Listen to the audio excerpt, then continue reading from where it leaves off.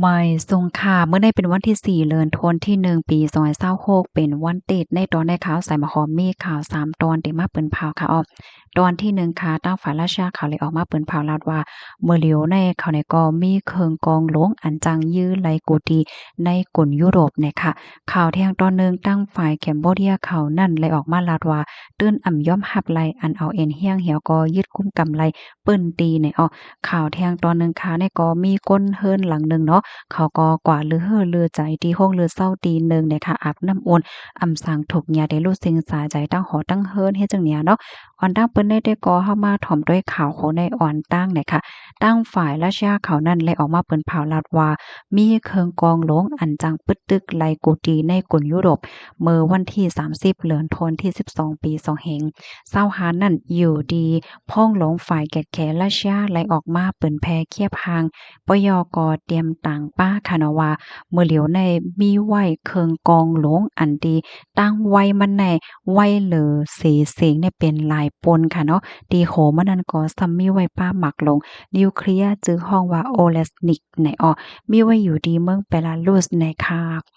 เรียกเลยว่าเป็นเครื่องใจโคตื้อเครื่องกองหลงตีอันดั้งฝ่ายราชาเขาขับขึงปกป้องคืนมาเฮ็ดจังไหนเครื่องกองโลงอันในขณะมันจังส่งปึดตึกไลโกตีในกลุ่นยุโรปจังไหน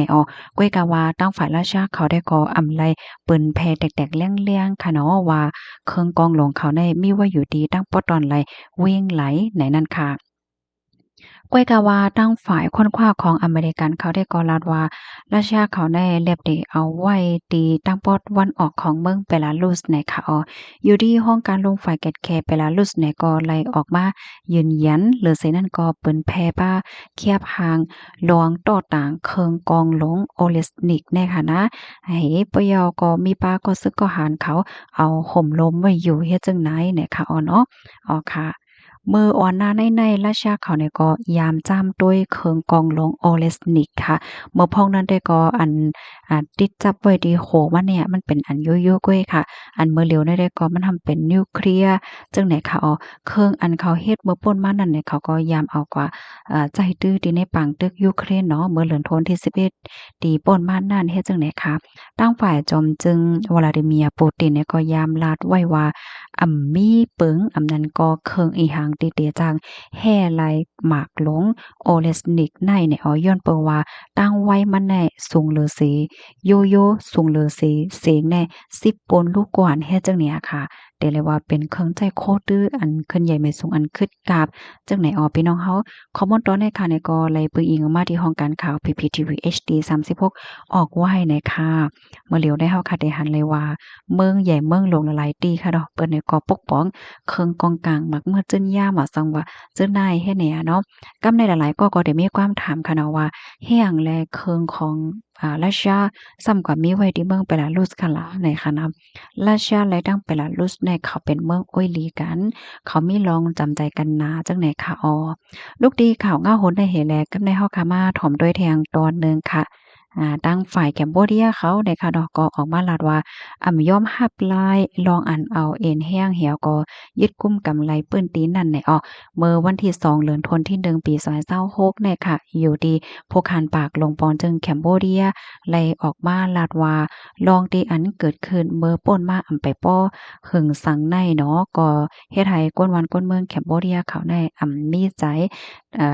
ยอมก้านใจตกใจโฮงอีสังก้อยกะว่าเป็นตอนสอนอันลำลองอันลองใหญ่อันปันแห้งอีให้คนเมืองแคมโบเดียได้มีลองอ้อมล้อมพร้อมกันมีลองหักแป้งกันเตื้อนำขึ้นมาเปิดหาโฮมกันแกดกังเจ้อจัดหวานเมืองกว่าจังไหนคะแลลองอันตีซึกไทยเขาปล่อยปันโตให้ซึกแคมโบเดีย18ก็นั่นก็เดเลยว่าเป็นอย่างอันลำลองลองใหญ่ค่ะเนาะเปิดสร้างลองมั่นใจสร้างลองไว้วางใจแฮวก็เป็นมาลองงำเย็นวงกลาง2จึงเมืองเฮ็ดจังไหนคะขั้นตอนสืบก่อนได้ก่อในแคมโบเดียและไทยได้ใครมีลองอบโอ้กันเทียงเปิดเดแกลิดลองคองขำเลียนลิ้นลวยลาย งำเย็นให้ไหนนั่นน่ะเนาะตั้งฝ่ายแคมโบเดียเขานั่นได้ก็เขาตื้อกำเฮ็ดจ้อมแลนับย้ำเลยกินเกียนเมื่อกะก่อนโป้นมาอันเขาฮ้องว่าอินโดจีนและสยามให้ไหนออกปยก็นับย้ำเหนอเลยกินเกียนอันที่เปิ้นปันเปิ้นฮ้องว่าจังเหือเขตแลนลิ้นจังไหนในคณะอันแตกปันเขตแลนลิ้นฝรั่งเศสสยามเฮ็ดจังเนี้ยค่ะกำนันแลตั้งฝ่ายแคมโบเดียเขาได้ก็ไขลาดว่าย่อมรับไลอันเอาเอ็นแห้งเหี่ยวก็ยึดกุมกำไลเมื่อป่นมาป้อหึงสังในเนี่ยค่ะย่อก็ตั้งฝ่ายแคมโบเดียเขาได้ก็ไขตื้อกำเฮ็ดจ้อมกว่าเมื่อนังหนึ่งนะคะเนาะเอาร่างลุ่มต่างเสียก็อบโอ้ตกลงกันให้มันแม่นจ้อมหนังปักเปิงหลีกกินเกียนลกลมฟ้าเฮ็ดจังเนี่ยกับในข้อที่2เนี่ยก็ตั้งฝ่ายแคมโบเดียนั่นในมีปักเปิงหมายมีอันเกี่ยนแข็งปยก็อยู่ที่นอกวันนอกเมืองเขาเนี่ยก็ย่อมหับลายจังเนี่ยที่3เนี่ยก็ก้นวานก้นเมืองเนี่ยก็ปั่นแห้งอีให้แกลิดลวงคองขำโรยลายกัดเย็นเย็นลายเพ่งเป้งเป็นถ้ำให้ไหนออกที่4เนี่ยก็ลองอ้อมล้อมพร้อมกันก้นวานก้นเมืองค่ะเนาะเฮ็ดให้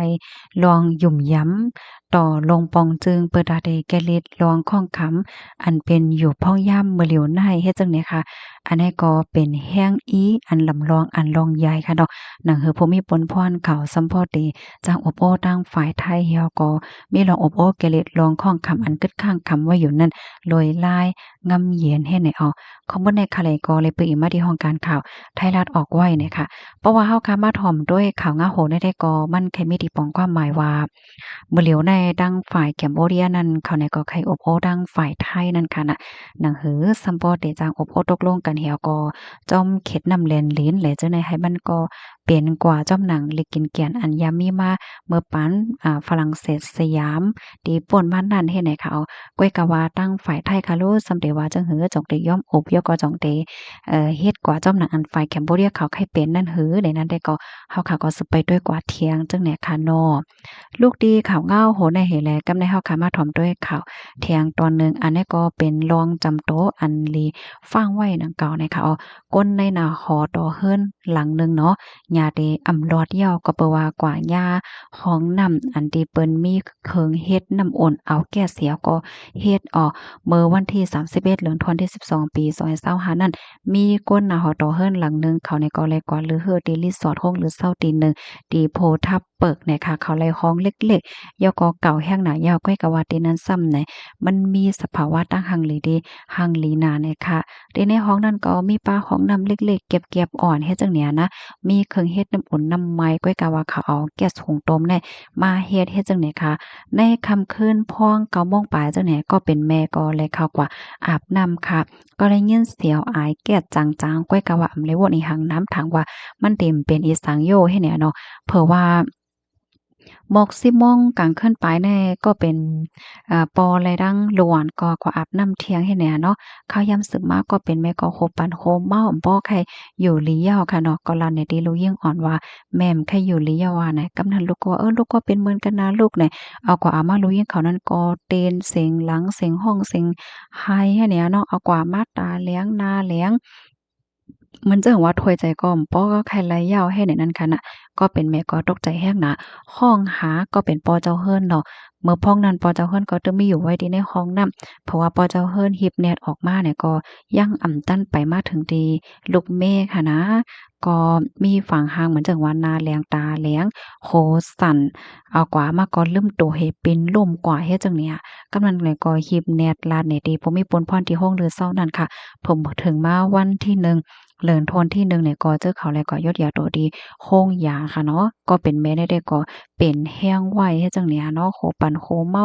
ตรงคนไข้หาแค่นี้ตอนตาลุกแลดังปอเจ้าเฮิรนแต่ก็หลอดเพโคโตขึ้นยาวแค่เนี้ยนะข้อมูลในก็เลยปีมาที่ห้องการข่าวสดออกไว้จังไหนค่ะอันนี้ก็แค่ย้อนปันฟังถึงบันพี่ๆน้องๆเฮานั่นค่ะน่ะเนาะว่าเพราะว่าเฮาคากว่าลือดีไหลตั้งไหลเซ็มว่าในเมื่อพ้องที่เฮาคาอาบน้ำอดน้ำร้อนน้ำไม้นั่นให้เฮาคาสติ ตีป้าเสียวค่ะนะเพราะว่ามันมีเสียวแปลกๆเปิงๆในแต่ก็ไฮไลท์สตีก็เปาะว่า